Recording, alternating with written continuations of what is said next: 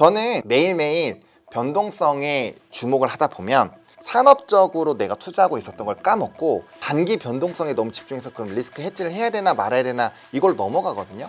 근데 주말이니까 아직 시간이 좀 있으니까 여러분들이 각자의 위치에 따라서 내가 어느 정도까지 최대 하락을 맞아도 계좌상으로 큰 문제가 없다라는 범위를 정하시고요. 그 범위가 안 깨지면 그냥 두세요. 왜 그러냐면요, 나와서 방송하는 사람들, 이런 사람들도 내일을 예측하기 쉽지 않은데 그럴 거면은 그냥 안 하는 게 더 좋을 수도 있다. 근데 대신에 그건 열어놔야죠. 절대적으로 잡아놨었던 그 밴드가 안 깨질 때까지는 편안하게 보시되, 대신에 깨졌을 때는 리스크 해지 차원 정도만 생각하시는 게 가장 좋지 않을까. 근데 지적적 리스크가 이번과는 다르다 이런 얘기 많이 하는데 똑같아요. 다 지적적 리스크는 한 1, 2주 안에 어떻게 하고 뭐 이번엔 다르다 뭐가 항상 나오는 얘기가 3차 세계대전 이런 얘기 나오고 사람 막 미치게 만듭니다. 갖고 있으면 주가는 계속 빠지고 있고 계좌 쪼그라들고 있고, 근데 한 1, 2주 안에 극심한 변동성 나오고 나중에 한 달 이후에 보게 되면 결국은 소화해서 갑니다. 그렇기 때문에 지금 바라보고 있는 상황들을 너무 나오는 뉴스 하나하나 뭐 하나하나에 맺혀서 월요일날 어떡하지 다 팔고 다시 시작할까 이런 마음이 크다고 하더라도 판단의 기준은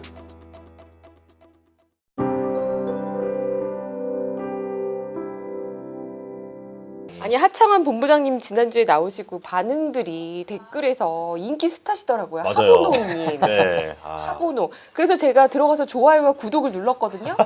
그랬더니 팬이 상당히 많은 채널을 가지고 계시더라고요. 아니, 제가 또 홍보에 좀 도움을 드리고자 계속 하보노님이라고 불렀는데, 네. 왜 혹시- 본명을 안 네. 부르고 이렇게 부르느냐 이런 댓글도 있습니다. 본명보다 더 혹시- 좋습니다. 아, 그렇습니까? 예, 그렇습니다. 하보노의 이 주식 이야기. 네. 네. 지금 채널 분위기는 어떻습니까? 채널 분위기요? 네. 뭐 다들 똑같지 않을까? 네. 약간 패닉이죠. 이거 어떻게 해야 될까? 너무 궁금하다. 이렇게 생각을 하고 있는데, 근데 이제 우리가 변동성을 생각을 안 할 수가 없죠. 왜냐면 전쟁이 네. 끝난 게 아니었고, 그다음에 이제 또 금요일 날 생각보다 분위기가 또 나쁘지 않았거든요. 원래 장착하기 직전까지는 MSCI나 이런 게 되게 많이 떨어졌었어요. 부담이 됐었는데, 아무튼 뭐 우리 모두가 다 고민을 해야 되는 상황이지 않을까 네. 이렇게 생각하고 있는데, 최대한 잘 정리드려서 좀 어느 정도 그래도 의사결정 하시는데 도움이 될 수 있도록 노력을 해보겠습니다. 네. 김미수 대표님도 사실 요즘 굉장한 인플루언서가 되셨기 때문에 예? 한번 저희 홍보를 좀 채널보다 해주시죠. 지금 더 많은 동시 맞아요. 접속자 수가 여기 다 데리고 오셔야죠, 대표님. 이 투자 정보를 알고 싶은 사람 여기로 와라, 좀 한번 홍보를 해주시죠.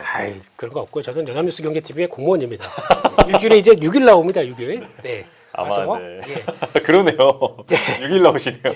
누워 있다가 이제 일어나야지 하고 보면 항상 그 시간이에요. 의외로 1시간 빨리 해주셔서 감사합니다. 네. 네, 지금 시장은 구독자 걱정되지만 3,000명. 네. 시장은 걱정되지만 대표님께서 시원시원하게 또 이끌어 주실 거라고 믿고. 아니, 근데 댓글 중에 뭐 이제 나름 웃고 시작했으니까 한 가지만 더 짚어드리면은, 그 하보노님이 넥타이를 메고 왔다라는 것을 또 짚으시는 분이 있는데, 평소에 이미지가 어떠신 건지.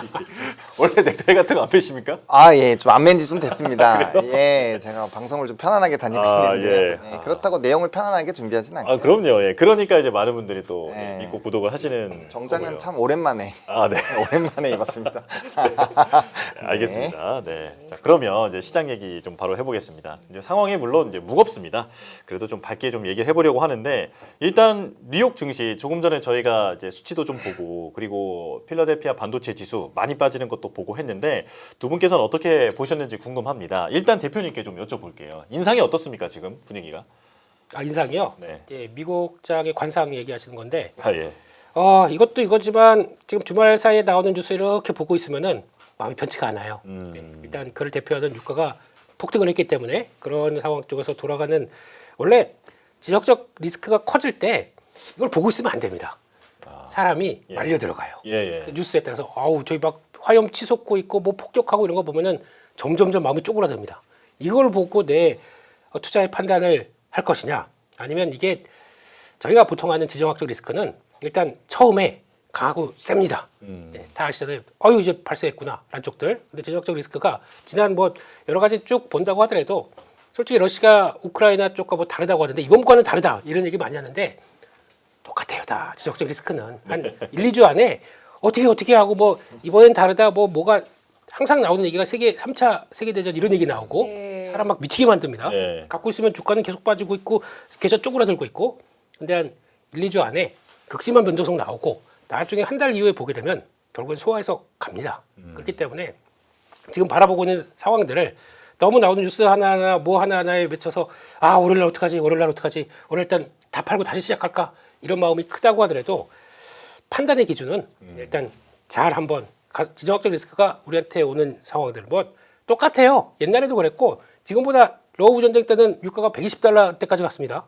그때 환율 뭐 지금 뭐 그때보다 환율이 더 높다고 하더라도 이런 거 생각하게 되면 주식 못 할 것 같아요. 그러니까 그거보다는 그것 때문에 원래 그거 민감하게 보면서 지금 얘기를 많이 하신다고 하게 되면 주식을 그동안 수익을 많이 못 내신 분입니다. 그런 생각도 들어요. 예, 그렇기 예. 때문에 냉철하게 이걸 어떻게 변동성을 잘 관리할지를 한번 고민을 좀 해보시고 네 그래서 일단 미국 시장 동향은 일단 그래도 유가가 그렇게 급등을 했는데 달러가 약간 하락했습니다. 네. 특이한 현상이고 그러니까 요즘 지금 유가의 가장 상승에 취약한 쪽들이 아시아라고 하다 보니까 아시아 팔고 미국으로 돌아갔는데 그 달러가 강세로 계속 가야 되는데 약간 멈칫했죠. 그리고 금리도 하락합니다. 그래서 약간 경기 둔화를 우려 반영한다.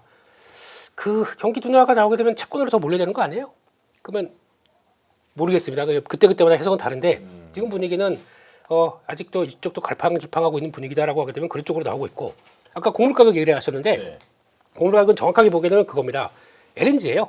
네. 지금 요소를 들어가는 부산물을 LNG에서 추출해서 지금까지 뽑아내는데 여기 가장 많이 그래도 수출입 동향을 봤었을 때 중동 쪽에서 가장 많이 들어오고 있거든요.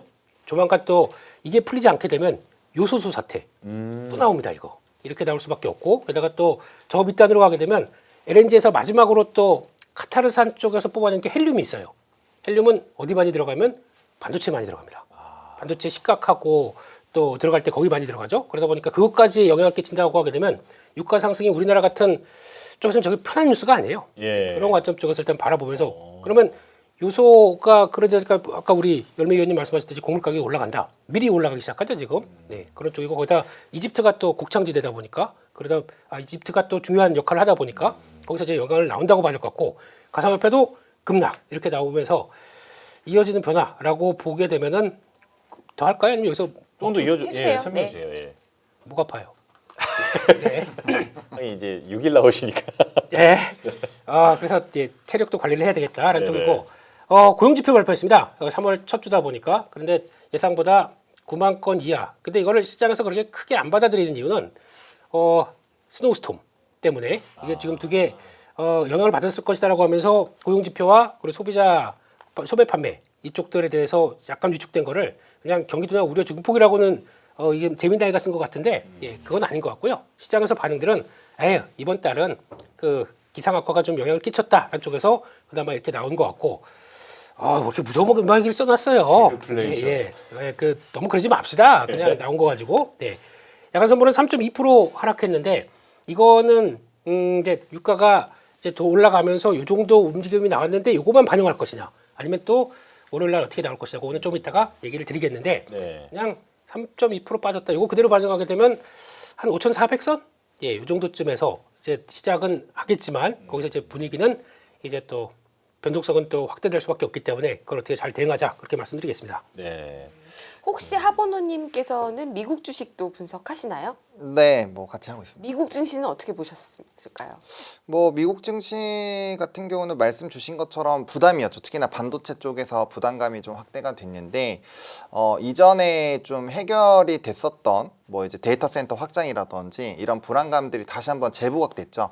그러면 이제 데이터 센터를 확장할 때 이슈가 됐었던 게 이제 사모신용 관련된 부분인데 거기서도 이제 뭐 환매 관련된 이슈가 부각이 되면서 아무래도 좀 금융주도 같이 좀 변동성이 나오는 부분이 있었고 데이터 센터에 대한 확장을 조금 철회했다라는 내용은 결국에는 이거 그러면 어떻게 되는 거야? 수익성 부분이나 또 이런 내용에서 뭔가 변동이 생기는 걸까? 라는 얘기가 하루 만에 이제 반전이 있었거든요. 사실 잘 생각을 해보면 바로 전날까지만 해도 소프트웨어 기업들이 수익성에 대한 강화 이슈로 또 주가가 대거 상승을 했었어요. 네. 그러니까 이거는 중심을 되게 잘 잡아야 됩니다. 과연 사모신용 관련된 부분이 어느 정도까지 확장이 될 것인지 이게 사실상 지금 문제가 되고는 있지만 금융적인 리스크로 확대가 안 된다고 가정을 해보면 지나가는 뉴스거든요. 그리고 해당 뉴스가 나온 지는 벌써 한 달이 넘게 지나가고 있어요. 그러니까 재탕 뉴스인데 분위기가 안 좋으니까 또 부각이 된다라고 보시면 돼요. 왜냐면 불과 이틀 전, 3일 전만 하더라도 사모신용으로 계속 떨어지던 금융 대표적인 그런 종목군들이 다시 반등을 했고 차트적으로 돌리고 있었던 상황이거든요. 근데 이게 이란의 지정학적 리스크가 확대가 되면서 부각이 된 걸 좀 포인트로 잡으셔야 될 것 같고, 그다음에 우리가 전날 또 데이터 센터 이슈가 발생되기 바로 직전에 뭐 브로드컴이 시장 대비 되게 강세 흐름을 보였잖아요. 거의 5% 올랐었는데 그때도 잘 한번 생각을 해보면 AI 칩에 대한 판매 이슈가 있다라는 거예요. 그래서 그 내용들도 잘 짚어보면 결국에는 반도체는 확장이거든요. 확장인데 하루하루 지날 때마다 그 미국 시장에서는 그 알 수 없는 공포, 저는 귀신 이야기로 많이 푸는데 사실 뭔가 흐릿하게 있어요. 네. 근데 그걸 좀 과대 해석을 하는 거죠. 왜? 전쟁도 있고 뭔가 유동성에서 문제가 있으니까 좀 과대 해석하는 부분이 있다. 그래서 앞에서 잘 설명해 주신 것처럼 저는 지금 그거를 생각하시는 게 더 좋을 것 같아요. 매일매일 변동성에 주목을 하다 보면 뭐를 자꾸 까먹냐면은 산업적으로 내가 투자하고 있었던 걸 까먹고 그 다음에 단기 변동성에 너무 집중해서 그럼 리스크 헤지를 해야 되나 말아야 되나 이걸 넘어가거든요. 근데 주말이니까 아직 시간이 좀 있으니까 여러분들이 계좌에 들어가신 그 룸이 다 다를 거란 말이에요. 누구는 되게 저점에서 들어갔을 것이고 누구는 좀 고점에서 들어왔을 것이고, 그래서 각자의 위치에 따라서 내가 어느 정도까지 최대 하락을 맞아도 계좌상으로 큰 문제가 없다라는 범위를 정하시고요. 그 범위가 안 깨지면 그냥 두세요. 왜 그러냐면요. 제가 이제 좀 걱정됐을 테니까 뼈 때리는 얘기 안 하려고 했는데 과연 여러분들이 이 나와서 방송하는 사람들, 우리들은 매일매일 하루 종일 이거를 보고 있잖아요. 네. 이런 사람들도 내일을 예측하기 쉽지 않은데 그렇죠. 과연 시청하시는 분들이 그걸 잘 듣고 잘 판단해서 좋은 의사결정을 할 수 있을까? 못할 확률이 더 높다. 네. 그럴 거면은 그냥 안 하는 게 더 좋을 수도 있다. 네. 근데 대신에 그건 열어놔야죠. 제가 아까 그 밴드를 정해놓으라고 한 게 그 절대적으로 잡아놨었던 그 밴드가 안 깨질 때까지는 편안하게 보시되 대신에 깨졌을 때는 내 자산의 비중을 뭐 고정적으로 5%든 10%든 너무 크게 상승을 다시 했을 때 타격이 없을 정도로 리스크 해지 차원 정도만 생각하시는 게 가장 좋지 않을까. 왜냐면 앞에서 말씀 주신 것처럼 이게 역사는 어느 정도 되풀이 되는 게 있어요. 중동전쟁이 한 달 이상 갔었던 사례가 과연 얼마나 있었고, 그리고 실제로 지금 어떠한 분석들이 나오고 있냐면 초반에 이란과 미국이 이제 포를 쏘는 그런 횟수, 드론을 보내는 그런 횟수, 이런 이런 총량이 계속 줄어들고 있다는 얘기가 많이 나오고 있거든요. 그럼 무기가 무한대가 아니니까 결국엔 계속 쏘다 보면 좀 소강 상태가 될 수밖에 없어요. 네. 그 부분을 생각을 하시고 물론 유가가 굉장히 부담스럽긴 하지만 이것도 과거에 어쨌든 밴드들이 있잖아요. 그럼 그거를 뒤집을 만한 엄청난 임팩트가 있는 뉴스가 있을 때 정도면 우리가 다 알 수 있다라는 거죠. 그래서 그런 추가 변수 포인트가 나왔을 때는 거기에 맞게끔 또 대응을 하면 되는 거기 때문에 그 전략을 세워보자. 변수가 이거에서 크게 달라지지 않았을 때 하나, 그리고 우리가 예상한 것보다 훨씬 더 유가의 밴드가 커졌을 때 대응 라인을 하나를 정해놓고 보시면 약간 변동성이 있어도 조금 편안하게 볼 수 있다. 왜? 우리가 이미 이 정도 아플 거라고 각오를 했기 때문에 네. 또 알고 맞는 거랑 모르는 상태에서 흔들리니까 어떡하지 하고 거기서 직접적으로 바로 결정하는 거랑은 굉장히 큰 차이가 있다. 그래서 그 얘기를 좀 드려보도록 하겠습니다. 예. 여기 시청자 한 분께서 그러니까 이제 대응 방법하고 이퀄하고 대응하지 마 이렇게 그게 더 나을 수도 있어요. 그렇죠. 예. 그럴 수 지금 있어요. 같은 상황에서는 그게 더 현명할 수도 있다라는 말씀이신데 조금 전에 그 사모신용 언급을 하셨는데 이 부분은 이제 시장의 걱정이 좀 크다 보니까 대표님께도 여쭤볼게요. 블랙스톤 5조 환매 이거 이렇게 말씀하신 대로 그 뭐 사모신용 이런 얘기 예전부터 나왔습니다만 이제는 좀 규모가 좀 다르다 이러면서 이제 시장이 무겁게 보고 있는 것 같거든요. 정말 이제 어떤 정도의 임팩트가 있다라고 보십니까, 대표님? 오늘 이슈를 다룰 때 이게 가장 핵심은 아닙니다. 이제 막 이제 커져서 걱정 들어가는 단계라고 보는데 여기서 이제 나올 게 이제 좀 딥하게 들어가게 되면 아마 이쪽은 우리 열매 의원님이 더 잘 아실 겁니다. BDC의 역사, 미국의 BDC의 역사와 대체 자산을 어떻게 키워가는지의 역사 보게 되면 솔직히 규모 보게 되면 한 2,600조 돼요. 그러다 보니까 저거 터지면 옛날에 BNP 파리바 그때 봤죠. 그 환매 중단 사태 나오면서 그 충격 커지는 그것까지 막 생각하고 있는데 거기까지 쭉 가게 되면은 뭐 한두 끝도 없는 것 같고. 네. 근데 지금 제가 보기에는 이게 다 결론 어떻게 보면 그 얘기는 했었어요. 대체 어떻게 하겠다라는 쪽에서 대출 상환하고 거기다가 자본금 다시 맞춰 가고 하면서 나오는 현금으로 장기간에 걸쳐서 하겠다라는 쪽인데 제가 보기에는 이게 다 금리 때문인 것 같습니다. 금리요. 금리가 이 상황 쪽에서 빠질 듯 하다가 자꾸 다시 돌아가다 보니까 이게 좀 안 맞는 것 같아요. 그들의 입장 쪽에선. 그래서 아무리 대체 자산이라고 하더라도 모든 바탕은 금리로 들어가는데 이게 생각하는 것만큼 시원은 좀 그렇고 어느 정도 추가적인 하락이 좀 제한되다 보니까 그리고 다시 계속 또 올라가요. 지금 기조로 보게 되면 그러다 보니까 나오는 결과라고 보고 이거는 지금 이거보다는 유가가 더 중요합니다. 지금은 네 그렇기 때문에 거기 포인트를 맞추고 혹시나 진행되는 상황이 있으면은 또 예. 일주일에 6일 나오니까 예. 또 업데이트 해드리겠습니다. 네. 네. 뭐 예, 어쨌든 뭐 대표님께서는 그래도 근로소득이 항상 네, 지금 좀 따라주시니까 예? 트레이더한테 무슨 근로소득입니까? 그 하루에도 팡팡 날아가는 게 근로소득이죠. 알겠습니다. 그러면 이제 우리 증시가 이제 중요하니까 뭐 유가 얘기부터 해볼까요? 아니면 유가는 조금 전에 봤으니까 그럼 증시 얘기 유가 중요하면 아직 다 얘기를 안 했습니다. 그래요? 네, 그럼 유가가 유가 얘기 제일 좀, 중요하다라고 하셨으니까요. 조금 더 설명을 네. 해주시죠. 우리가 어디에 주목해야 하는지. 네, 이번 사태 핵심은 유가랑 환율이라고 그 저희 심적으로 가서 저희가 뭐 전쟁이 어떻게 나는지 볼 수도 없는 거고 다 나올 수밖에 없다 보니까 그걸 투영하는 게 이게 두 가지가 제일 중요하겠죠. 지금 현재 유가를 보게 되면 일단 또 개인적으로는 여기 안 넘어갔었으면 했습니다. 그 78달러 때. 아, 네. 이게 이제 이스라엘이 처음으로 이란 때린 작년 6월이었었죠. 근데 아니 호르무즈 해협까지 봉쇄했는데 그게 말이 돼? 라고 하다 보니까 그냥 쭉 한번 달렸었죠. 지금 어느 수준이냐면은 지난번에 2023년도 나왔던 오페크 감산 그리고 그때 처음으로 홍해 리스크가 그때 나왔었습니다. 기억하실지 모르겠지만 그때 예멘 반군 뭐 나오기 시작하면서 그때부터 거기 뭐 공격하네 그래서 유가가 쭉 올랐다가 빠진 그 정도 수준까지 갔습니다. 근데 솔직히 지금이 그때보다 더 심각하거든요. 네. 흐름들은. 근데 여기서 멈출까? 이거 아무도 모릅니다. 세상에서 환율하고 주가도 마찬가지지만 유가 내가 맞췄네 했제 그랬지 사람이 제일 얄밉고요. 예, 그거 모릅니다. 이거 네. 고점이 얼마인지 어떻게 끌어갈지 아무도 몰라요. 게다가 또 투기적인 수요가 가장 많이 끼는 게 유가입니다. 잘 아시죠, 의원님? 네. 예, 그러다 보니까 이걸 가지고 판단할 수는 없고요. 그걸 한번 보시면 될 것 같습니다. 러시아 우크라이나 전쟁 때 가장 그래도 지정학적 리스크가 커서 나왔었던 변화를 보게 되면 가다가 이제 고조되기 시작한 다음에 급하게 한번 올라갑니다. 네. 그러다가 다시 한번 완화가 된 요 과정들 있죠. 요 과정들. 네. 그러니까 지금이 고조가 되고 있구나라고 하는 요 초기 흐름들과 그다음에 약간 반락됐다가 쉽게 안 끝날 것 같으니까 한 번 더 뛰죠. 네. 고점이 안 넘어가고 이제 꺾입니다. 이런 이제 약간 쌍고점 비슷한 모습들.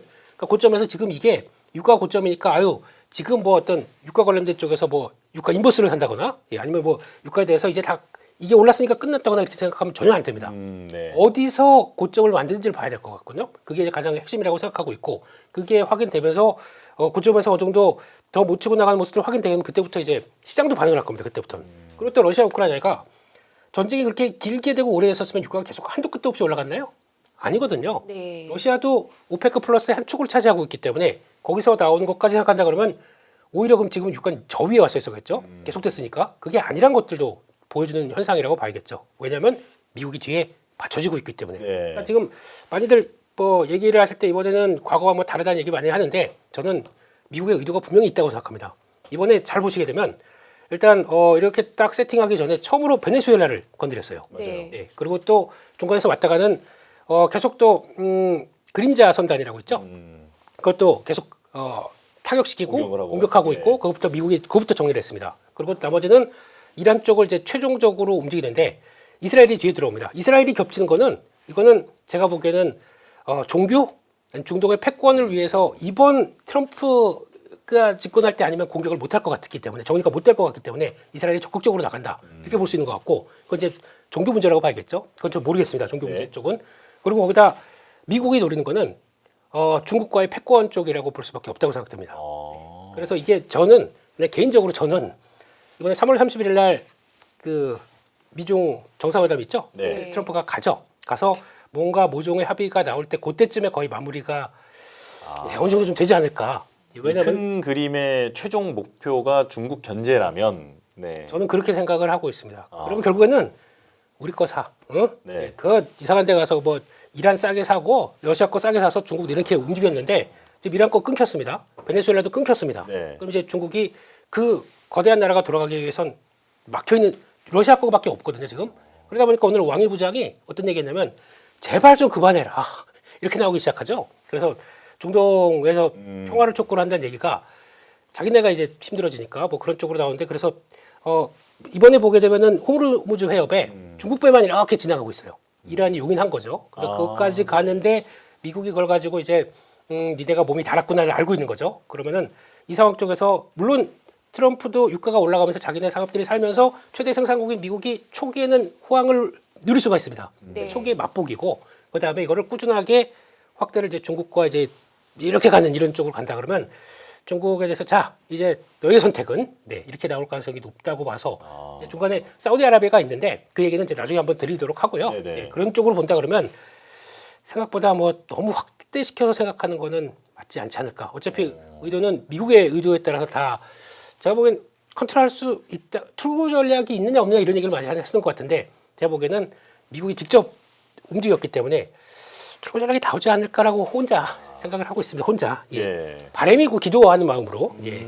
예. 제가 역시 귀가 얇고 네. 간이 작아서 오늘 1부, 2부 연달아서 전문가님들께서 이렇게 네. 출구 전략이 있다, 장기화되지 않는다라고 말씀해 주시니까 상당히 많이 위안을 받는데요.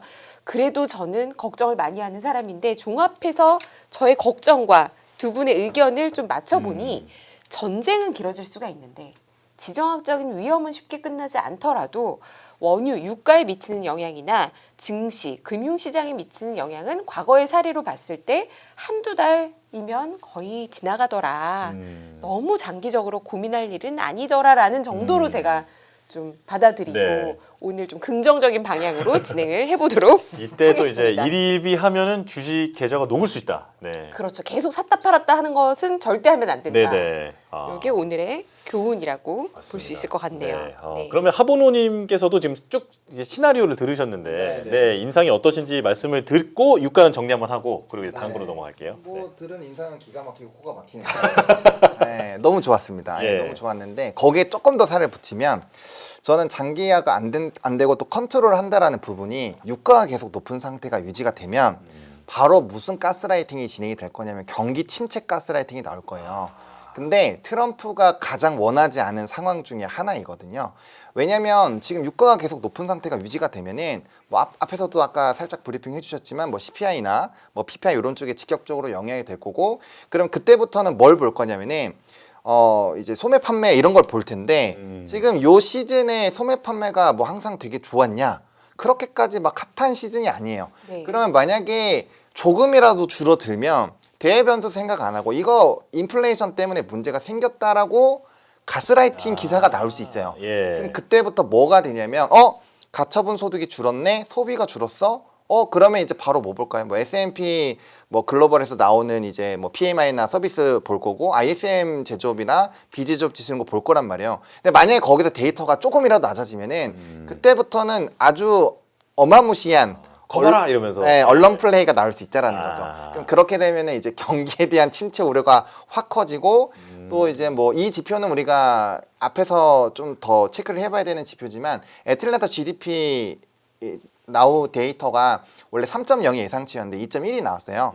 원래 이제 거기에서 변화되는 요인들을 좀 제시를 해주는데 만약에 GDP가 하드 데이터가 꺾인다라고 했을 때 요번에 고용 데이터는 사실 많이 위축이 됐잖아요. 예. 예상치보다 많이 안 좋게 나왔음에도 불구하고 잘 버텼던 거는 실업률이 0.1%포인트가 올라갔지만 그래도 GDP가 워낙 튼튼하니 이 정도면 뭐 고용에 대한 변화가 나오더라도 아직까지는 괜찮다 이 스토리거든요. 근데 만약에 GDP 데이터, 하드 데이터가 약간 흔들리는 상황에서 아까 유가가 올라온 게 장기화되는 상황에서의 어떤 경기 침체 시나리오가 나온다라는 거는 이거는 5% 10% 정도로 끝나지 않을 시장이라는 거죠. 예. 근데 그렇게 됐을 때 중간 선거를 앞두고 있는 트럼프가 미국의 경기를 박살을 낼 것이냐. 특히나 은퇴 자금이 굉장히 많잖아요. 그러면은 미국 같은 경우 그 증시가 무너지면 이 반발이 엄청날 거란 그렇죠. 말이에요. 예. 그런 시나리오까지 끌고 갈까라는 부분에서 저는 거기까지는 안 갈 것이다라는 생각이 있는 거죠. 그래서 이제 중동발 그런 어떠한 시나리오에서도 볼 수 있지만 현재 트럼프 대통령이 그렇게 WTI를 계속 높은 상황으로 엄청 오랫동안 유지를 할 수 있는 상황인지를 봤을 때는 아닐 확률이 높다라는 부분으로 볼 수 있고 그렇기 때문에 저는 그런 전방위적인 부분을 봤을 때 이게 금융적인 리스크로 넘어가기에는 좀 제한되지 않을까라고 보고 있고요. 네. 그리고 코인 같은 경우도 사실은 우리가 선행 지표를 많이 봐요. 물론 이게 이제 1억 한 500 정도에서 1억까지 떨어지긴 했는데 만약에 사모신용에 대한 부분들 그리고 지정학적 리스크로 인해서 뭔가 경기 침체 가스라이팅까지 넘어간다고 봤으면 저는 비트코인 이 가격 유지 못한다고 생각하거든요. 그러니까 비트코인이 최근에 반등이 나오고 그다음에 이제 스테이블 코인 쪽이 긍정적인 흐름이 나온 거는 그 얘기가 나오기 직전에 트럼프의 감세 얘기가 한번 돌았어요. 네. 감세를 하려면 국채를 왜냐면 자금 조달을 또 해야 되니까 국채에 대한 수요를 높여야 되는데 그럼 어떤 걸로 할 것이냐. 그럼 코인 자금과 스테이블 코인 자금으로 그 부분을 메울 수 있고 그렇기 때문에 클래리티 법안에 대한 지지와 네. 그리고 이제 은행권에 위협하지 말아라 이렇게 얘기했단 말이에요. 저는 그렇게 또 시나리오를 파고 있거든요. 그러면은 나중에 이제 경기를 살리기 위해서 이미 밑작업을 하고 있다라고 보고 있는데 WTI가 너무 크게 올라간 상태가 유지가 되면 그 모든 시나리오가 백지가 될 수 있다라는 거죠. 그래서 그렇게 보시는 것도 한번 또 재밌는 시나리오로 이어볼 수 있지 않을까 예. 이렇게 말씀을 드릴게요. 저는 하나 더 여쭤보고 싶은 게 그 코인까지 말씀해 주셔서 네. 그러니까 유동성의 어떤 뭐 변화의 선행지표처럼 말씀하셨잖아요. 네. 금은 어떻습니까? 금은 달러의 연동이 조금 더 많이 된다고 보시면 돼요. 그러니까 왜냐하면 달러가 급격하게 올라가면 그러니까 지정학적 리스크가 있을 때 금 가격이 같이 올라가긴 하지만 또 달러가 너무 급격하게 올라가면 원자재 같은 경우 가격이 또 흔들릴 수 있거든요. 근데 금이랑 은 같은 경우는 사실 지정학적 리스크 외에도 화폐 가치라든지 여러 가지 부분에서 상당히 많이 올라와 있기 때문에 조금 더 달러 연동에 현재는 조금 더 많이 반영을 하고 있지 않나라고 생각을 하고 있고요. 네네. 다만 이 변동성에서 달러가 단기적으로 강해지더라도 결국에 금의 가격은 저는 우상향하는 방향으로 일단은 보고 있는 상황입니다. 네, 알겠습니다. 자, 그렇다면 이제 국내 증시 얘기 좀 자세히 해보겠습니다. 골드만삭스가 지금 이 현 상황에서 한국 증시에 대한 전망을 내놨다. 그리고 저 전략까지 담았다고 하더라고요. 어떤 내용입니까, 대표님? 자꾸 이렇게 나오면은 너무 또 긍정적인 뭐 뽕만 지금 자꾸 이러는 것 같아가지고 이게 좀 걱정은 되는데 하지만 근데 그러면 왜 안 사요 그들은 이런 내용도 나올 수가 내용이 있겠죠. 좋은가 보죠? 네. 이렇게 이게 좋게 얘기하는데 왜 안 살까? 뭐 이런 것도 있기 때문에 그건 이제 큰 틀은 우리 위원님이 더 잘 아시겠죠? 예. 리서치와 실제 운영은 다르다. 예. 근데 뷰는 뭐 변한 건 없다고 봐야 될 것 같습니다. 네. 그런 쪽에서 일단 내용들을 보게 되면 새로운 포인트가 좀 있나요? 조금 더 긍정적으로 보더라고요. 네. 그 이런 사태가 일어나고 나서 더 긍정적으로요. 네. 조정을 기회로 삼아라. 뭐 이런 메시지인가요? 이런 사태건 아롱 사태건 지금 그들은 지금 한국의 EPS가 성장한다. 여기에 대해서 훨씬 더 좋게 바라보는 것 같습니다. 그쪽에서 일단 지금 뭐 기술적 흐름 뭐 이런 건 뭐 의미가 없죠. 뭐 어떻게 될지 모르니까. 근데 현재 조정은 약세장의 시작이 아니라 과열 이후 나타나는 정상적인 조정 가능성이 높다. 이렇게 평가를 하고 있습니다. 많이 올랐다는 얘기죠. 네, 그런 쪽으로 봐야 될 것 같고 그래서 급락 이후 한 3개월, 6개월, 12개월 뭐 이렇게 길어요. 네. 네, 12개월이요? 네. 내년이요? 이러면 곤란한데요. 그래도 단기 하락, 중기 상승 패턴은 반복된 것으로 분석된다라고 하는데 그 바탕은 조금 이따가 보시게 되면 EPS 상승이다 이렇게 얘기를 하는 것 같습니다. 그런 쪽에서 수급은 지금 뭐 반도체 대형주에서 차익 실현 당연히 보니까 지난주부터 지금 아시아 시장에 대해서 외국인들이 글로벌 자금 펀드의 자금 유출이 보게 되면 유출로 확 돌아섰습니다. 그 전에는 확 들어오다가 또 확 빠지는 거예요 이게. 근데 가장 많이 매도한 국가가 한국이 아니에요. 그래요? 네. 그 중에서 거의 3분의 2 이상이 대만입니다. 75억 달러를 유출해 갔더라고요. 한국은 16억 달러라고 하게 되면 생각보다 그렇게 많이 안 뺐다고 볼 수 있고 이거를 좀 일본도 거의 우리랑 비슷한 수준이고 그런 쪽으로 보는 것 같은데 워낙 유가가 올라가게 되면 아시아가 취약한 건 사실. 근데 진짜 우리가 생각하는 것보다 우리가 원유가 209일인가요? 버틸 수 있는 아마 이제 한 210 며칠 될 겁니다. 좀 추가해가지고.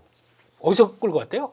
아니 이번에 그 아랍에미리트에서 그 600만 배럴. 또 예. 얘기도 하고 하니까 그러네요. 예. 조금 늘었을 겁니다. 아마. 네. 그렇게 취약한 원유 한 방울 안 나오는 나라라고 하게 되면 이제 이거 가장 큰 타격이다 그러면 외국인들이 더 매도가 나올 텐데 대만을 더 많이 유출했습니다. 그런 쪽들을 보게 되면 근데 대만은 또 그만큼 안 빠졌어요. 근데 좀 특이한 현상인 것 같아요.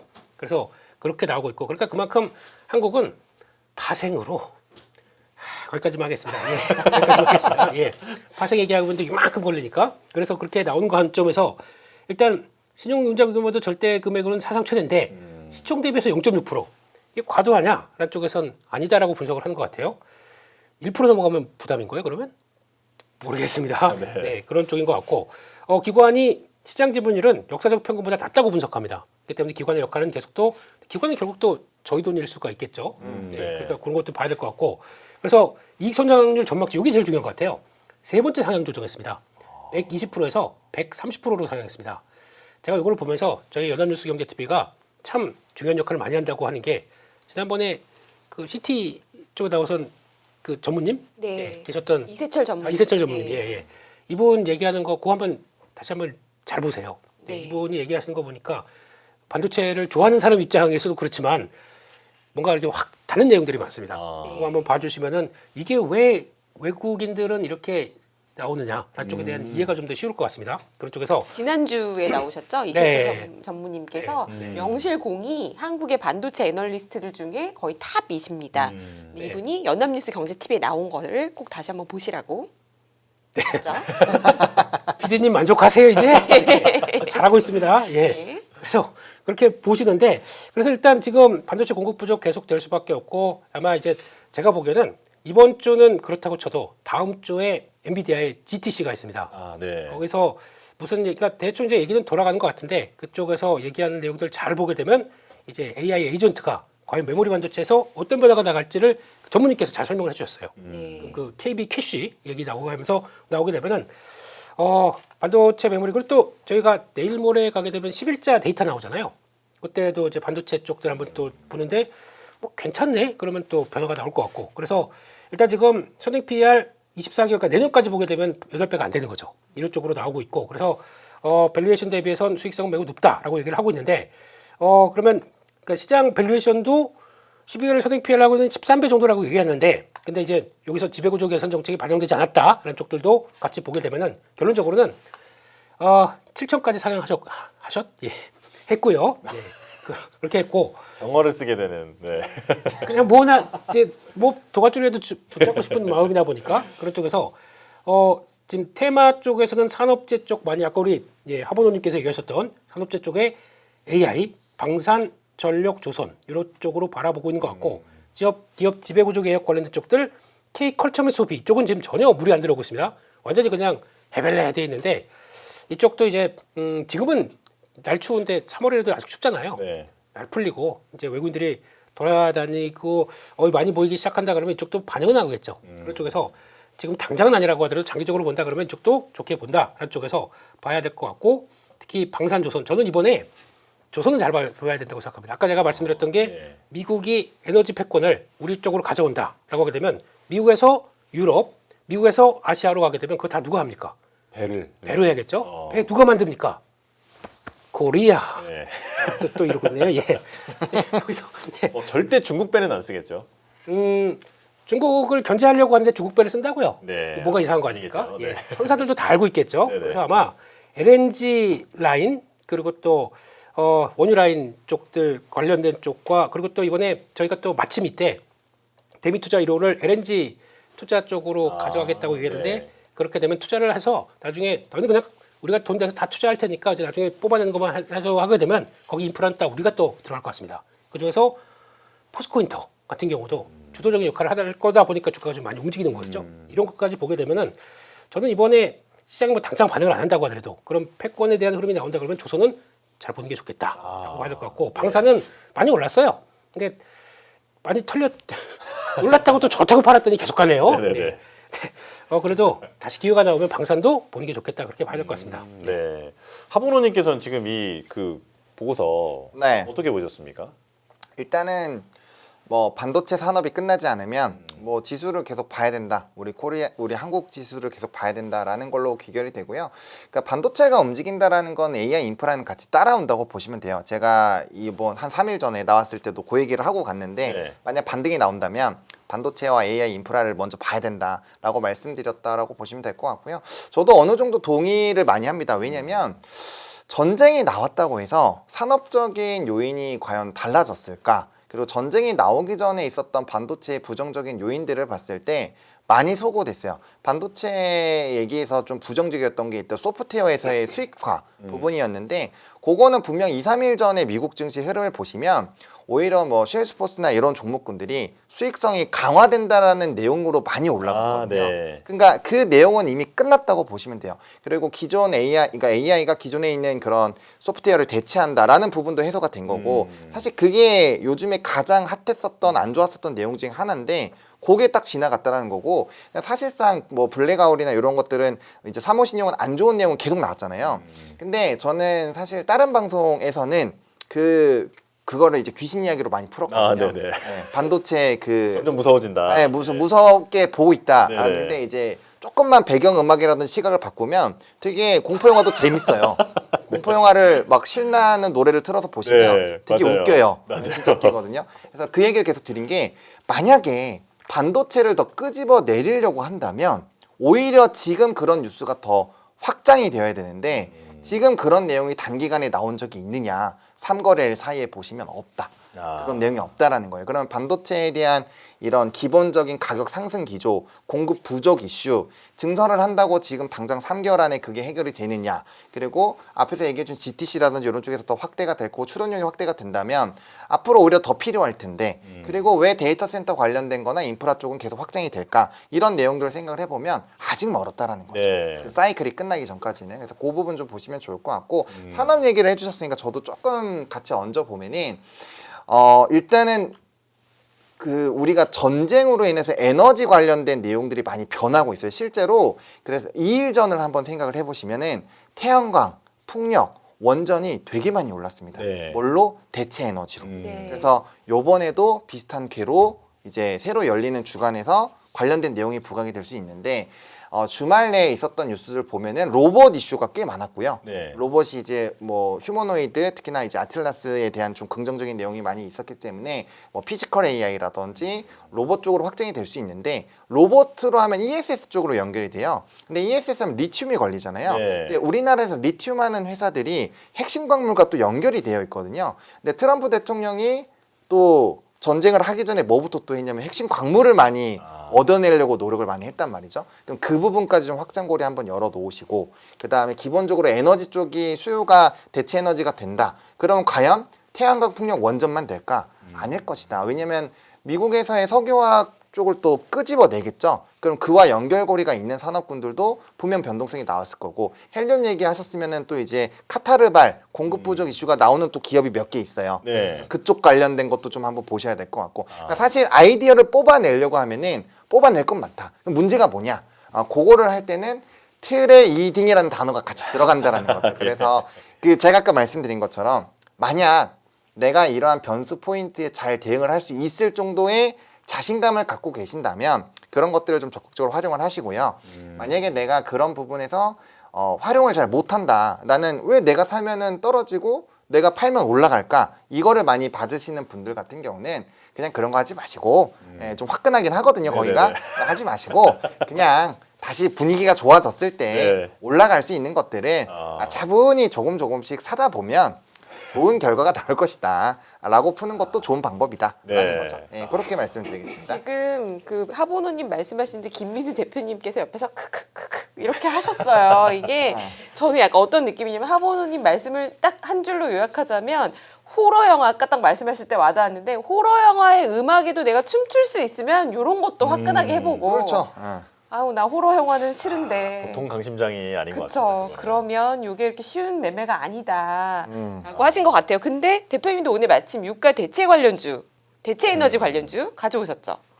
이거 마찬가지로 원래 좋게 보십니까? 유가를 이렇게 쭉 연결돼서 하려고 그랬는데 네. 타이밍 미스로 시간 다 됐네 이렇게 그럼 하고 지금 있었는데. 좋네요. 지금 제가 딱. 뺏은 건가요? 아니 아니면 전혀 아니고요. 강심장인 분들은 내일 매매를 좀 해봐도 되는 섹터입니까? 어차피 지금 대안은 이쪽밖에 없어요. 이제 그러다 보니까 뭐 내일 당장은 이쪽에서 뭐 치고받고가 나오겠죠. 그런 쪽에서 그러니까 뭐 말씀하셨듯이 신재생 에너지 부각 받죠. 그러다 보니까 쭉 나오는 거는 뭐 태양광부터 풍력, 수소, 연료전지 이런 쪽 나오고 거기다가 이제 LNG 쪽 나오고 ESS 연결되고 원전 석탄까지 들어옵니다. 석탄. 네. 석탄까지. 석탄까지 들어올 수밖에 없겠죠. 그럼 또 유가 올라가게 되면 이것도 대체 뭐 좀 당장 쓸 수 있는 거 뭐 있어? 갖다 조개탄 기억나세요? 그 조개탄? 모르시죠? 모릅니다. 그걸 모르신다고요? 조개탄이 뭐예요? 괜히 얘기했네. 조개탄의 추억을 모르시다니. 학교 일찍 가서 그거 들고 이렇게 교실에 갖다 놓으면 불 네. 떼고 하던 갈탄 모르십니까? 아니 그러니까 그 연탄 같은 거를 조개탄이라고 지금 말씀하시는 거예요? 그냥 네. 빨리 넘어가시죠. 그냥, 예, 대표님. 괜히 곤란하네요. 이렇게 먼저 검색해 보겠습니다. 네. 거기다 도시락 올려. 그거 넘어가겠습니다. 네.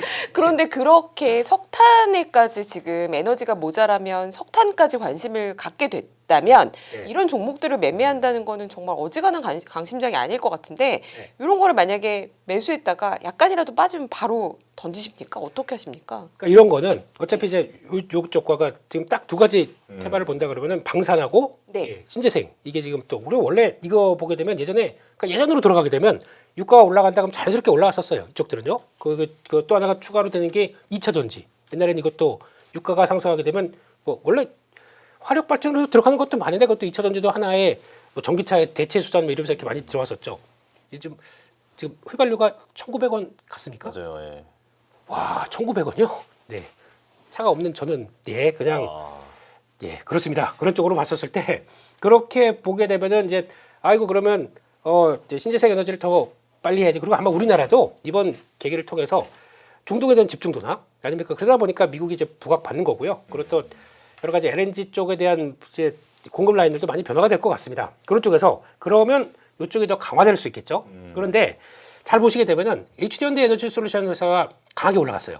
솔직히 이 회사 아시면 아시겠지만은 그렇게 마진이 높은 회사가 아닙니다. 그러니까 저 밑에 뭐 실질적으로 밸류체인에서 중요한 거 다 빼고 갖다 조립하는 정도의 회사다 보니까 이게 가볍다 보니까 많이 움직이는데 이런 거는 그냥 플레이를 뭐 잠깐 해서 뭐 한다고 하시더라도 너무 무리하지 마세요. 이런 거 만약에 이게 이 사태가 만약에 유가가 또 빠진다 그러면 이런 것도 또 금방 밀릴 수가 있기 때문에 그런 것도 감안하시고 보시면 좋을 것 같고요.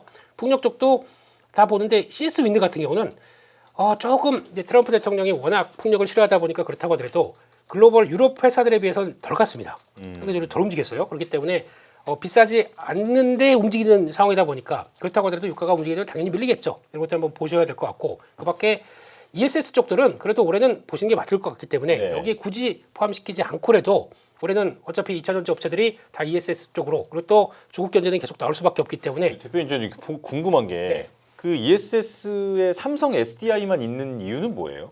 이거 왜 넣었냐면요. 네네. 제일 센 것만 넣습니다. LG 엔솔이나 이런 거는 왜 없는지 그게 궁금해서요. 안 넣으려고 한 게 아니고요. 네네. 그나마 좀 보게 수는 되면 아니시죠? 그게 아닙니다. 아니 그냥 저는 이제 공부를 좀 해보는 하는 입장에서 네. 뭐 ESS 하면 LG 시청자분들의 에너지 궁금한 점을 솔루션이 진짜, 뭐 예. 미국 내 뭐 생산 시설도 많고 뭐 좋다 뭐 이런 얘기 했는데 네. ESS 하는데 저것만 있어가지고 그래서 그게 궁금해서. 공부하느라고 한 주 사셨죠? 그렇습니다. 저 네. 없습니다. 지금 시장의 주도가 어딘가 보게 되면은 지금 SDI가 가장 세요. 그래요? 주가 탄력들이. 아.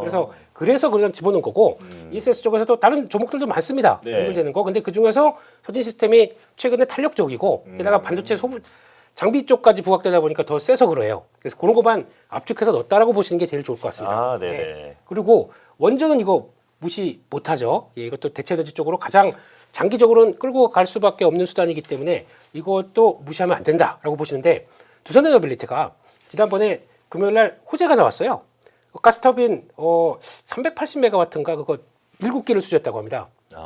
그래서 7기면 뭐 그냥 그러네 하고 가다가 쭉 유가 오르니까 쭉 빠졌는데 어디서 수주했나요? 북미 쪽이라고 합니다. 네. 이게 그러니까 북미도 지금 중요한 게 네. 트럼프 대통령이 데이터 센터에서 필요한 거 니네가 다 알아서 해라고 하니까 급해졌어요 지금. 그럼 가장 빨리 할 수 있는 게 뭐냐라고 하게 되면 그래서 지금 얘기가 나온 게 SOFC 그 블루 에너지가 하는 SOFC나 아니면 이런 LNG 복합 화력 발전이 그나마 가장 빨리 할 수가 있다고 생각하다 보니까 거기가 좀 집중이 되는 거죠. 네. 그렇게 봤었을 때 가스터빈 그 정도 규모는 가격이 얼마냐면은 저희 무슨 뭐 50억 100억 아닙니다. 최소 1,000억이에요. 하나에. 하나예요. 예. 그럼 7기면은 7,000억입니다. 그러네요. 네, 최소입니다. 근데 제가 알기로는 맥시멈 1,500억까지 생각하게 되면 1조 넘어갑니다. 이런 거. 혹시 이건 마진은 어떤 거예요? 왜냐면 이거 후발주자라고 알고 있는데. 후발주자인데 네. 미국에서도 수요가 많다 보니까 지에서 해결을 못 해요. 그렇게 되면은 그 정도까지 어느 정도 올라온 회사가 어디 있느냐라고 쭉 보다 보니까 두산에너빌리티가 그래도 어느 정도 좀 공급 능력도 되고 하다 보니까 거기서 이제 계약이 맞춰지는 거죠. 네. 제가 보기에는 시작 일 수도 있습니다. 네. 예. 그런 쪽까지 보게 되면 그런 쪽에서 원전에서 뭐 죽이기 쪽만 보는 게 아니라 이것까지 본다 그러면 또 두산에너빌리티가 풍력 터빈도 합니다. 그렇게 되면은 다 이제 그러니까 에너지원 쪽에서의 위치는 괜찮은 쪽이다 보니까 예, 그런 쪽으로 본다고 하더라도 원전 쪽을 보시는 게 좋을 것 같고 그런 쪽에서 그러니까 지금 우리 산업들이 여기 지금 보면 LNG 쪽에서 나오는 것들 있잖아요. 이쪽들도 중기적으로는 계속 관심이 필요하다고 보는데 한국가스공사 빼겠습니다. 이거는 뭐 아직까지 미수금 얘기 계속하고 있다 보니까 네. 그래서 그런 거 빼게 되면은 밸류체인 상으로는 LNG와 연결되는 조선 그리고 또 원전 뭐 이런 것들, ESS도 원래는 계속 또 봐야 될 것 같고 뭐 그런 쪽에서는 관심 있게 봐야 될 회사들은 좀 있다라고 네. 보시고 단순하게 유가 관련돼서 출렁출렁하는 것들은 그냥 우리 아까 하보노님 얘기하셨듯이 올라가면은 좀그 유가 따라서 어떻게 될지가 모르다 보니까 그런 쪽을 이용하는 정도만 보시고 나머지는 좀 길게 갈 게 뭐냐라고 했을 때 선택과 집중은 필요하다 그렇게 봐야 될 것 같습니다. 네. 너무 많으니까요. 네. 또 우리가 길게 보는 상황이 아니라 지금 전시 상황에서 그나마 좋게 보는 산업은 대체 에너지주다 하고 정리를 해주셨는데 저 대체 에너지들 중에 제일 좋게 보시는 건 뭔가요? 느낌상으로 약간 원전이었는데 제가 제대로 들은 건가요? 예스. 네. 원전하고 예. 조선 요정 쪽은 원전과 네. 조선 원전과 좋게 조선. 보신다. 하보노님의 픽은 뭔가요? 네, 뭐 근데 사실 원전과 연료전지는 같이 봐야 돼요. 왜냐면 저도 블룸 에너지를 되게 좀 주시하고 있는데 그 데이터 센터 쪽으로 이벤트가 생기면 원전과 연료전지 쪽이 가장 먼저 움직입니다. 그리고 힌트를 많이 주신 것 같은데 저쪽에서 뒤가 있는 산업을 생각을 해보세요. 뒤요? 전쟁이 끝나도 어. 이벤트가 될 수밖에 없는 산업군들이 분명히 있어요. 아. 근데 그 안에서도 아까 풍력은 트럼프 행정부가 별로 안 좋아한다고 얘기했잖아요. 그럼 걔는 어쩔 수 없이 단기적으로는 선순위를 올리지만 요 전쟁이 끝나면 후순위 다시 밀리겠죠. 그런 식으로 이제 인기 테스트를 해주다 보면은 결국엔 남는 거 아까 에너지 패권에서 LNG 쪽, 그 다음에 원전이랑 뭐 이제 블룸 에너지발 수소 연료 전지 이런 쪽들 올라오게 될 거고요. 나머지 쪽들은 조금 이제 후순위로 이제 밀려지겠죠. 그리고 트레이딩 재료로 들어가는 뭐 석탄이나 사실 이런 것들은 주도주로 올라서 계속 움직이기가 어렵죠. 그리고 아까 계속 저는 이렇게 보고 있는데 데이터 센터가 확장이 저는 인프라를 되게 엄청나게 좋을 거라고 보고 있거든요. 네. 반도체가 늦었다고 생각하시면 전 AI 인프라를 해야 된다고 외치는 사람 중에 하나거든요. 그럼 그렇게 됐을 때 그쪽이 확장이 됐을 때에 이제 주목받을 수 있는 쪽은 원전, 연료전지 뭐 이런 쪽들이 되겠죠. 근데 뭐 국내를 선택하실 수도 있고 해외를 선택을 하실 수도 있는데 그건 선택의 영역이고요. 잘 모르겠다. 그럼 원전으로 가는 게 편하죠. 왜? 덩어리가 크고요. 그다음 아까 말씀해주신 내용이 그 두산 에너빌리티가 3월 6일에 이 공급 계약 체결이 나왔어요. 2029년 11월 30일까지고 이게 장 마감하고 나서 나왔기 때문에 넥스 거래소에서 이미 주가가 좀 어느 정도 치고받고를 했거든요. 근데 콤마가 하나, 둘, 셋, 네 개예요. 콤마가 네 개입니다. 콤마가. 그러면 규모가 어마무시하게 그러네요. 크다라는 거고요. 그 다음에 기간이 3년밖에 안 돼요.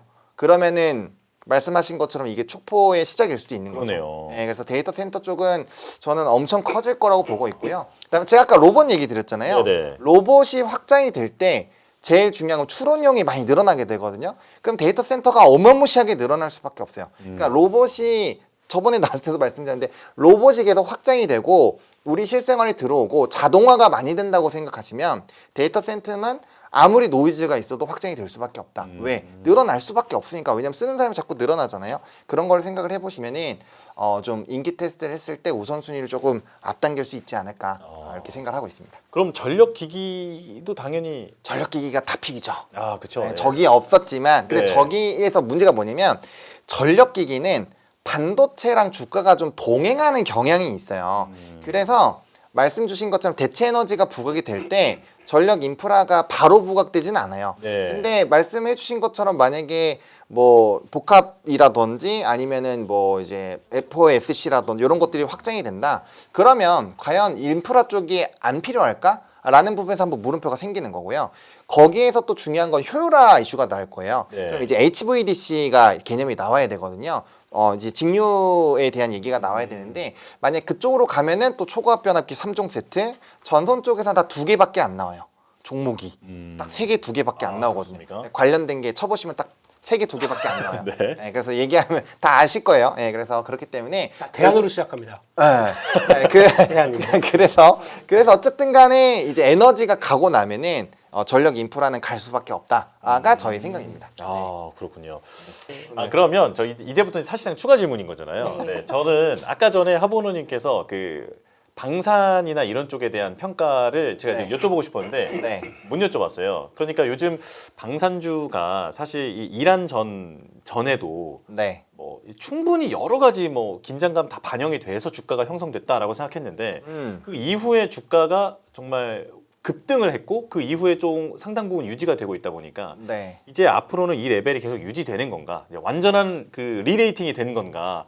라고 생각을 할 수도 있고 아니면 뭐 반도체 쪽이나 이쪽으로 다시 수급 몰리면은 이제 쑥 빠질 수도 있다라고 또 걱정하시는데 이건 어떻게 네. 보십니까? 사실 이제 단기적으로는 저는 빠질 수 있다고 생각을 해요. 단기적인가요? 네, 왜냐면은 사실 우리가 이 국방이라는 것은 특정한 국가가 국방력을 확대를 하게 됐을 때 다른 나라는 상대적으로 약화가 되거든요. 근데 뭐 미국도 그렇고 중국도 그렇고요. 뭐 이제 주변국들에 대한 그런 이제 국방에 대한 투자를 보시면 굉장히 크게 수치가 늘어나고 있어요. 그리고 골든돔 한참 얘기 나오다가 지나갔지만 그 다음에 나왔던 기사를 잘 찾아보시면 한 6, 7개 나라들도 아이언돔을 설치를 한다라는 내용으로 한참 시끄러웠습니다. 네. 그러면 미국이 골든돔을 완성을 한다라고 했을 때 상대적으로 요번에도 막 천궁이 잘 방어했잖아요. 그런 걸 네. 봤을 때 없으면 지정학적 리스크가 발생을 했을 때 방어가 안 되는 거예요. 그러면 사실 앞으로 갈 길은 굉장히 큰데 그런 것들을 감안을 한 밸류가 사실상 반도체란 너무 강한 산업이 있었고 거기가 수급에 다 빠져 들어가니까 그 방산과 조선이 상당히 좀 쉬어가는 흐름들이었거든요. 그래서 근데 이제 이게 전쟁이라는 트리거로 주가에 한번 반영이 됐기 때문에 단기적으로 이슈가 끝나면 아마 그런 트레이딩 관점으로 들어온 물량도 상당히 많을 거기 때문에 주가는 그래서 한번 이탈이 된다라고 말씀을 드리는 거고요. 네. 다만 시간을 좀 중장기적으로 좀 넓혀 본다, 시계열을 넓혀 보면은 다시 확장이 될 확률이 높다. 왜냐면 아까 말씀드린 것처럼 방위산업 같은 경우는 1년 딱 올리고 딱 끝 이렇게 되기가 어려워요. 그리고 방위산업도 수주의 내용을 보시면 이미 28년까지는 거의 다 되어 있는 상황이고 그 이유를 봐야 되는 거거든요. 그러면 향후에 그 스토리가 계속적으로 나오고 그 28년 이후에 수주가 나올 수 있는 그림이 나오는지 안 나오는지 봐야 되는데 현재 시점에서 국방에 대한 흐름이 계속 좋아지고 있다는 점을 봤을 때는 더 좋아질 확률이 높다라는 거죠. 그럼 상황이 좋아지면 당연히 기업이 버는 뭐 이제 매출이나 영업이익 단위 높아질 거고 그럼 시간이 지남에 따라 밸류에이션 매력도가 높아지기도 왜? 그 다음번 밸류로 땡겨 오려고 할 거기 때문에 그래서 중장기적으로는 좋다고 보고 있고요. 다만 이번 이슈가 끝나면 단기 변동성은 조금 나오지 않을까라고 생각을 해야 될 것 같고 그러면 여기서 또 궁금한 게 지금 천국 말씀하셨잖아요. 네. 그쪽만 좋을 수도 있는 거잖아요, 사실. 현재는 사실 대공 방어 시스템과 연결고리가 있는 기업들이 훨씬 좋아요. 네. 근데 이제 방위 산업이라는 건 사실 대공만 방어를 하는 건 아니기 때문에 네. 뭐 지상이라든지 해군도 다 봐야 되는 거고 그렇기 때문에 아까 이제 조선 얘기 잘 해주신 것처럼 LNG 프로젝트 관련된 부분도 있지만 우리가 미국과 함께하는 것도 MRO 관련된 내용도 있단 말이에요. 네. 그래서 충분히 그 확장이 될 수 있고 원래는 방산이 가면 조선이 같이 가야 되거든요. 네. 근데 지금 이란전에서 워낙 공중에 대한 그런 내용이 부각이 되다 보니까 조선이 좀 덜 간 부분도 없지 않아 있어요. 근데 조선 같은 경우도 사실 성과가 계속 높아지고 있고 이전에 성과가 낮았었던 것들이 반영이 이제 다 되고 비싼 고부가 성과들이 반영이 될 거고 그다음에 또 하필이면 1, 2, 3월 달이 원래 조선이 좀 비수기예요. 그러다 보니까 그 시간이 지나게 됐을 때는 뭐 미국의 프로젝트 갖고 오고 MRO 관련된 이슈가 생기면 움직임이 나올 수 있다. 방산과 조선은 좀 이슈 트리거가 되게 중요하거든요. 네. 왜냐하면 좋은 거 다들 알고 있어요. 그렇기 때문에 이슈가 나오지 않으면 주가에 반영이 잘 안 된다. 그래서 그런 부분에서는 방산은 살짝 조금 이슈가 워낙 강하게 반영이 됐으니까 거기에 따른 되돌림을 아예 생각을 안 하시면 안 된다. 네네. 이렇게 말씀을 드리겠습니다. 이제 방위산업에 대해서 두 분 모두 긍정적인 톤으로 말씀해 주시다 보니까 이게 또 뭐 그렇다고 해서 너무 또 흥분해서 계속 그쵸, 예. 그럴 건 앞을 아니죠. 보지 않고 갈 건 아니다라고 방사는 좀 해주셨습니다. 대공이 중요한데 네. 요즘 이렇게 막 보다 보니까 되게 눈에 띄는 게 하나가 있어요. 그러니까 지금 이스라엘이 방어 체계라는 게 그 뭐 하나 에로하고 아이언돔이라고 있지 않습니까? 네. 그거 말고 아이언빔이 있어요. 아이언빔이 뭐냐면은 레이저로 하는 건가요? 레이저, 예. 네. 레이저 쏘는 이렇게 쏘고 있는 거죠. 예. 이게 아마 비용 대비해서는 지금 보니까 가장 같이 갖춰놓는 시스템입니다. 그러다 보니까 그것도 가장 중요하게 앞으로 방위 그 대공 체계 방위 쪽으로 그 방어 쪽으로 되게 중요할 걸로 보고 있기 때문에 레이저로 요격을 해서 미사일 떨어뜨린다 그 그렇죠. 말씀이신 거죠? 레이저로 하게 되면 열 때문에 이게 그걸로 이제 폭발하게 자폭하게 만드는 그런 쪽이죠. 그런데 이게 왜 앞으로 좀 기술 개발이 더 돼야 되는 게 뭐냐면은 제가 이렇게까지 얘기하면 무슨 그런 거 아니고요. 그냥 어느 지식으로 지금 추가 타임이니까 예. 샤를 소위 정도밖에 됩니다.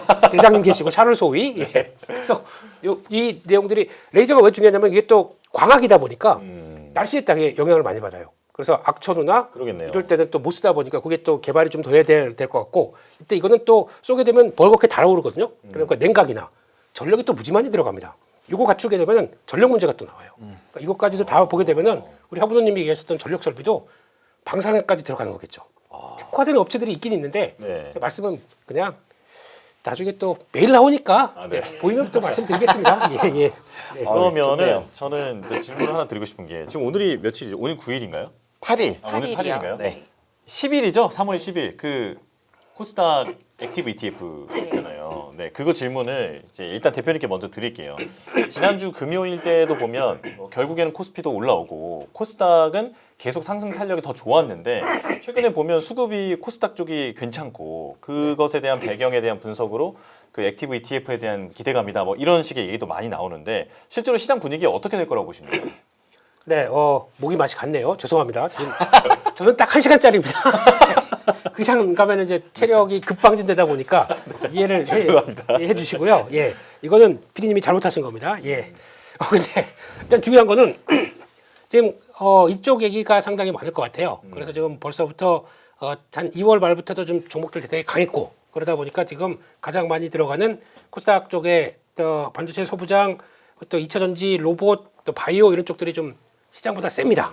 당연한 거고요. 왜냐면 출시가 되기 전에 그러면 내가 미리 구성을 해야 될 거 아닙니까? 그렇다고 이거 들어갑니다가 얘기는 못 할 거고 그래서 들어갑니다. 그리고 딱 나오게 되면 이제 이런 게 들어갔구나라고 보겠죠. 예. 근데 뭐 다 아실 거다시피 패시브는 당연히 지수를 보면서 움직이다 보니까 시총 상위주도로 들어갈 거고 이거는 액티브다 보니까 내가 원하는 거 그러니까요. 초과 수익률을 내기 위해서 운용자가 맘대로 최선을 다하겠죠. 최선을 다하겠죠. 네. 지수보다 더 좋은 성과를 내려고 펀드 매니저가 최선을 다해서 그렇죠. 매매를 매일매일 하고 그 내용을 홈페이지에 계속 맞습니다. 보여주죠. 네. 그러다 보니까 제가 지난번에 코엑트 관련된 쪽에서 조금 네. 삼성 액티브 자산운용. 그렇습니다. 좀 열린 마음을 갖고 계시다라고 하다 보니까 그게 무슨 뜻인지는 어느 정도 말씀을 드렸고요. 그런 쪽에서 보게 되면 뭐든지 그러니까 수익률만 좋게 하기 위해서는 여러 가지 전략들을 다 씁니다. 그런 관점에서 보게 되면 종목 찾으려고 또 이 기업의 성장성, 섹터의 성장성 엄청 분석을 하겠죠. 그러다 보니까 앞으로는 더 다양해질 수 있는 근거가 된다라는 쪽으로 보게 되면 어떻게 보면 저희가 그걸 추종해서 나간 뿐만 아니라 그거를 생각했을 때는 매매할 수 있는 기회는 더 많다는 게 가장 중요한 부분인데 단기적으로는 이게 만약에 설정돼서 그럼 그 전에 미리 수급이 들어와 있잖아요. 이거는 초기에는 그러니까 지금 그래서 반도체 소부장이나 이런 것들이 강하다고 그래서 초기에는 흔들릴 수가 있습니다. 출시 다음에는. 아 그래요. 왜냐면 일단 채울 것들은 먼저 채우고 시작을 할 테니까. 근데 여기서 또 언제 가느냐? 자금이 또 들어왔을 때. 그러면 코스닥 액티브 ETF 나왔으니까 나도 한번 자금 들어올까? 그래서 자금이 계속 설정이 점점 커집니다. 그리고 그때부터는 그 보던 종목들이 이쪽을 어차피 봤다. 그러면 그쪽을 또 계속 사게 될 수가 있겠죠. 그럼 그때부터는 또 다시 강해지는 경향들이 있기 때문에 지금 소부장이나 아니면 바이오나 이런 쪽들을 지금 이제 세니까 바로 사야지 덜컥 했다가는 잘못하게 되면 경기도 오산 가십니다. 그렇기 때문에 그런 거 마시고 일단 변동이 좀 나올 수가 있기 때문에 그거 가지고는 뭐 이제 중요한 지지권 딱 들어갔을 때 그리고 또 이 정도면 됐겠지라고 했었을 때 사시는 게 가장 좋은 전략이라고 생각되고 있습니다.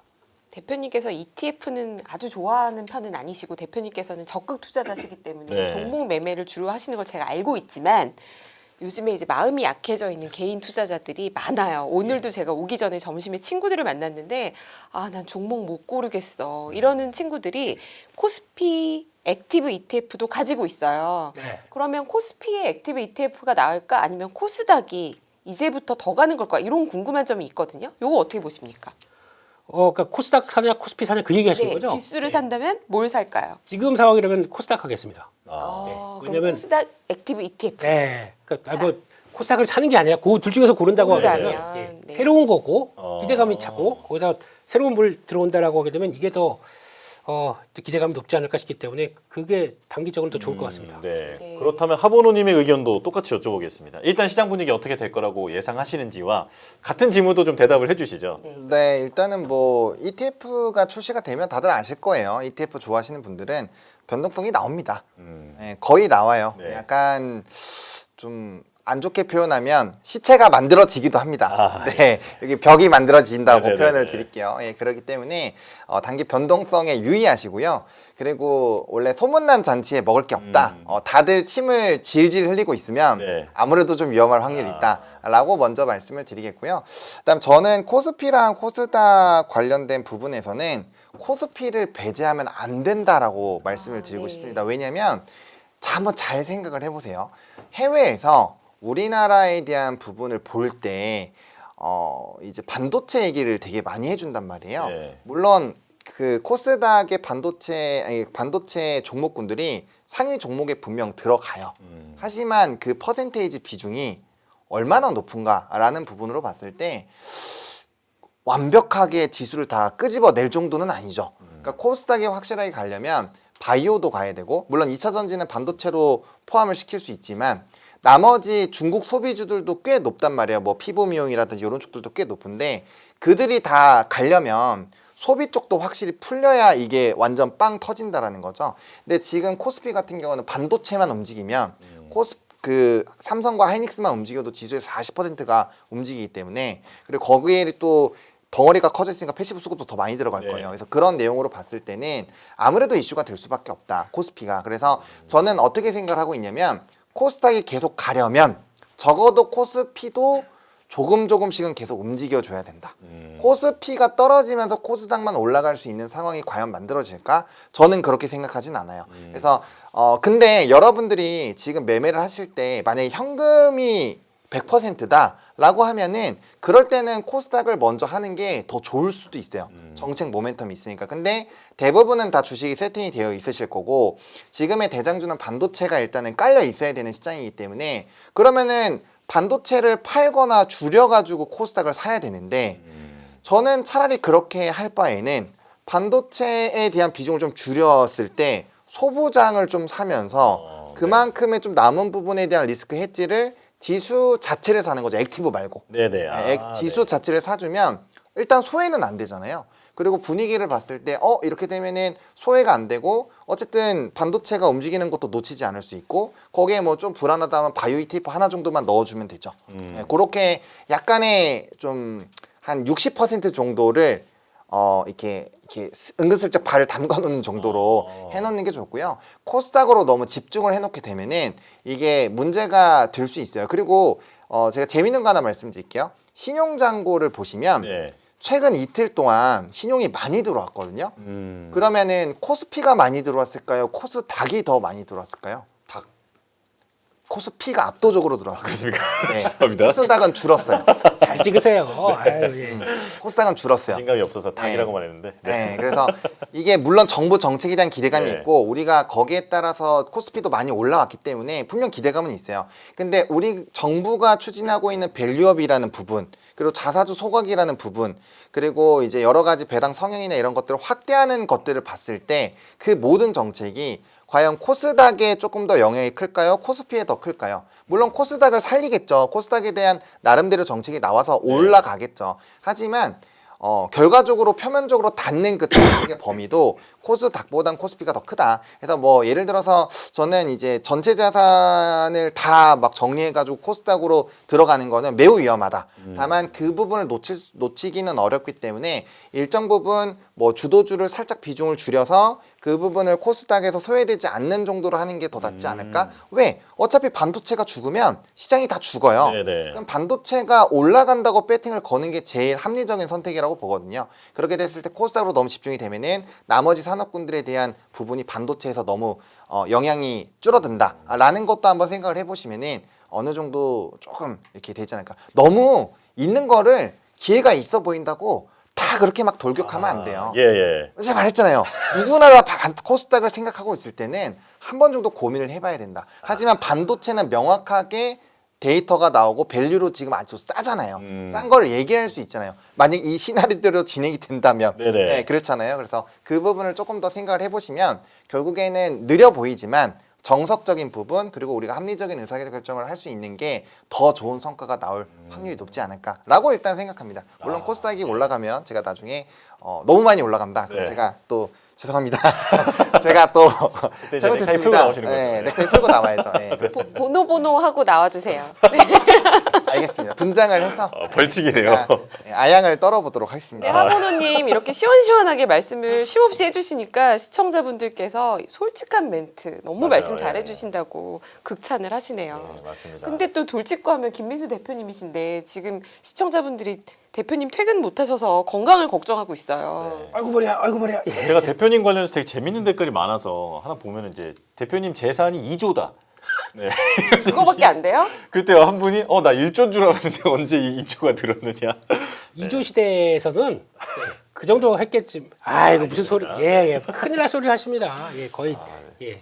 대표님 힘드셔도 저는 그래도 우리가 일요일 저녁에 모여서 연장까지 하고 있는데 요건 좀 여쭤보고 싶어요. 네, 말씀하시죠. 왜냐하면 프로 매매 하시는 분이시니까요.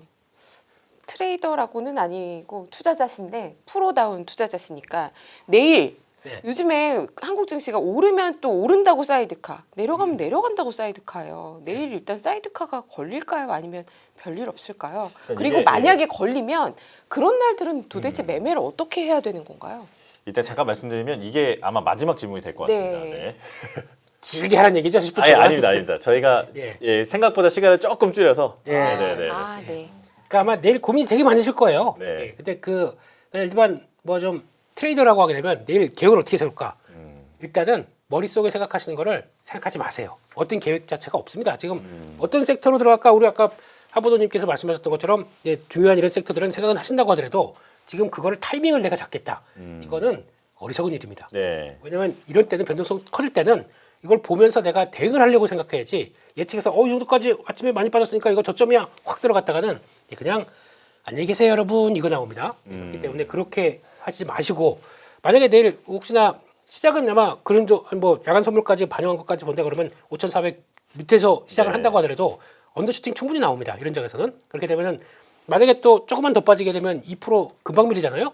그러면 또 저거 들어오겠죠. 사이드카 들어오겠죠. 이런 쪽에서 사이드카 들어오는데 들어왔다가 그게 바닥이라는 인식을 보이면서 그다음에 변화가 나올 때는 그러니까 매도 사이드가 나왔다고 해서 아유 끝이 아니구나 또 서킷 브레이크 들어가겠네 생각하지 마시고 그 정도쯤에서 지난번에 보게 되면 2월 달에도 한번 그런 적이 있었지 않습니까? 매도 사이드가 나왔는데 그게 바닥으로 또 돌아가는 경우도 있었습니다. 네. 그렇기 때문에 그럴 가능성도 있다고 하게 되면 매도 사이드가 들어갔다고 뭐 패닉에 쌓여서 이거 지금이라도 던져야 되나 그때 뉴스 들어보면 던질 뉴스만 나와요. 그러니까 그건 보지 마시고 그래서 지지하는지 턴하는지에 대한 모습들을 확인하시면서 차라리 그때가 저점일 수가 있습니다. 네. 또 보시면서 일단 시장에 맞게 제 몸 뭐 하고 이렇게 보시면서 내가시는 게 내일은 맞을 것 같습니다. 변동성 장세의 가장 큰 핵심입니다. 예측 말고 대응입니다. 알겠습니다. 영원으로 마무리해 주시면 그러니까요. 지금 이 일요일 밤에도 무려 6,400분 가까운 시청자가 이걸 함께 보고 계신데 그만큼 뭐 이제 마음이 불안하시기도 한데 두 분의 방송에 상당히 큰 위로를 받았다라는 분들도 많이 계셔서요. 오늘 아주 의미 있었던 그런 시간이었던 것 같습니다. 자, 여기서 한 번에 인사드리겠습니다. 김민수 대표, 하창원 본부장, 김현배 실장과 함께했고요. 저는 조진혁이었습니다. 함께해 주신 여러분 고맙습니다. 고맙습니다.